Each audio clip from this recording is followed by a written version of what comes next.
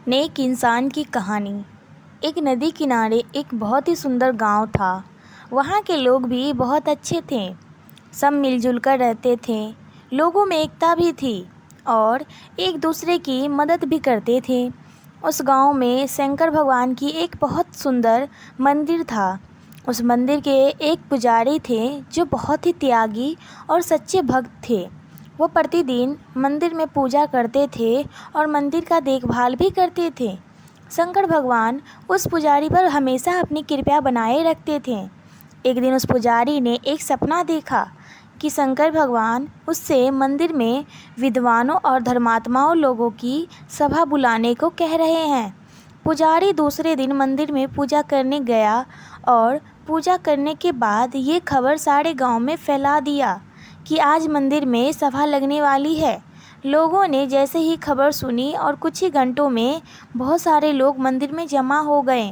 पुजारी ने सब लोगों को अपने अपने बारे में बताया। लोगों ने पंडित की बात सुन के चौंक गए और सब लोग ने शंकर जी को प्रणाम किया और प्रार्थना करने लगे कि हे भगवान, कोई अनहोनी मत होने देना। जब भगवान की आरती हो गई, घंटी बजना बंद हो गई, प्रसाद लोगों में बांट दी गई और लोग अपने अपने घर जाने लगे, तभी मंदिर में से एक अजीब सी चमक आने लगी।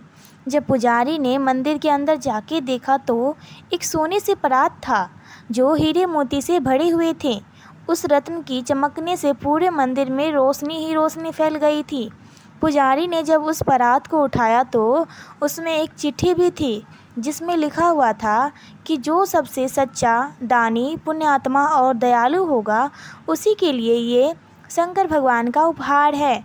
पुजारी ने उस परात को उठाया और गांव के सब लोगों को दिखाएं और बोले कि यहाँ प्रत्येक बुधवार को सभा लगेगी और मैं ये परात हर एक व्यक्ति के हाथ में दूंगा और जो लोग अपने दयालु और पुण्यात्मा को साबित कर देगा तो ये परात उसका हो जाएगा। यह खबर चारों ओर फैल गई। खबर सुन के दूर दूर से तपस्वी, दानी, त्यागी और बड़े बड़े धर्मात्मा सब लोग मंदिर में आने लगे। एक आदमी बहुत सालों से एकादशी का व्रत कर रहा था तो उसने सोचा कि मैं तो इतने सालों से सच्चे मन से व्रत रखता हूँ, मैं तो एक सच्चा आदमी हूँ, भगवान का उपहार तो मुझे ही मिलने वाला है। उस आदमी ने मंदिर में खड़ा भगवान को प्रणाम किया और बगल में खड़ा हो गया। पंडित जी ने हीरे मोती से भरे परात उसके हाथ में रख दिए और जैसे ही वो परात उसके हाथ में गया तो वह मिट्टी का हो गया। सब लोग उसका मुंह देखने लगे और वह शर्मिंदा होकर घर चला गया क्योंकि वह व्रत के नाम पर दिखावा कर रहा था। और जब पंडित के हाथों में वो परात आया तो फिर से सोनों का हो गया और हीरे मोती चमकने लगे। फिर एक दिन बहुत बड़ा आदमी ने उस मंदिर में भगवान का उपहार को लेने आए। उन्होंने कई जगह पर स्कूल, वृद्धाश्रम, मंदिर आदि बनवाए थे और वो बहुत दानी थे। दान देने से लगभग अपना आधा कमाई दान में ही दे दिया करते थे। इसी वजह से लोग उनको दानी और बहुत बड़े लोग मानने लगे थे। वो भी मंदिर के अंदर आए, भगवान को प्रणाम किए और उनके हाथ में वो परात रखा गया और जैसे ही वो परात उनके हाथ में गया तो मिट्टी का हो गया और वो भी लज्जित हो गया क्योंकि वो अपना नाम को बड़ा करने के लिए दान कर रहे थे, क्योंकि नाम की इच्छा से होने वाला दान सच्चा दान नहीं होता। इस प्रकार रोज़ बहुत से लोग आए लेकिन किसी ने उस सोने की परात को प्राप्त नहीं कर सका। सबके हाथों में पहुंचकर वह मिट्टी का हो जाता था। 5-6 महीने बीत गए। इतने दिन में कितने लोग लोभ से मंदिर के पास ही दान पुण्य करने लगे। मंदिर के पुजारी ने एक नियम बनाया कि हर सोमवार को जितने लोग मंदिर में दर्शन करने आएंगे उसके हाथ में यह सोने का परात रखा जाएगा। एक दिन उस मंदिर में एक बूढ़ा किसान भगवान का दर्शन करने आया। वह बहुत गरीब था। वह केवल भगवान के दर्शन के लिए आया था।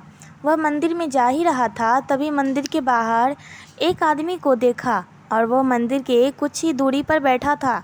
वह एक आंख से अंधा और लाचार दिख रहा था और भूख के मारे उसका बुरा हाल था। मंदिर में जितने लोग दर्शन करने आते थे उससे वो खाना मांगता था लेकिन कोई उसे कुछ नहीं देता था। बूढ़ा किसान ने उस आदमी को देखा तो उसे दया आ गई।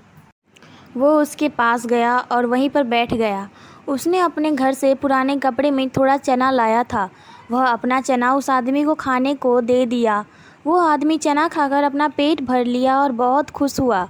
उसके बाद बूढ़ा किसान ने मंदिर में दर्शन करने गया और भगवान का दर्शन करने के बाहर निकलते पंडित जी ने उसके हाथ में सोने का परात रख दिया और जब वो परात उसके हाथ में गया तो हीरे मोती 2 गुना चमकने लगे। सब लोग चौंक गए कि ये कैसे हो गया। तब पंडित जी ने कहा, जो निर्लोभ हैं, दीनों पर दया करते हैं, वो जो दुखियों की सेवा करता है, बिना किसी लोभ के दान करता है, उस पर भगवान भोलेनाथ अपनी कृपा हमेशा बनाए रखते हैं और वही सच्चा पुण्यात्मा है। इतना कहकर पंडित जी ने उस बूढ़े किसान से कहा कि यह भोलेनाथ का उपहार है, अब ये आपका हुआ। बूढ़ा किसान बहुत खुश हुआ और उसे लेकर अपने घर चला गया। यहाँ अब एक इंसान की कहानी ख़त्म होती है। ये कहानी आपको कैसी लगी, हमें कमेंट करके बताएं।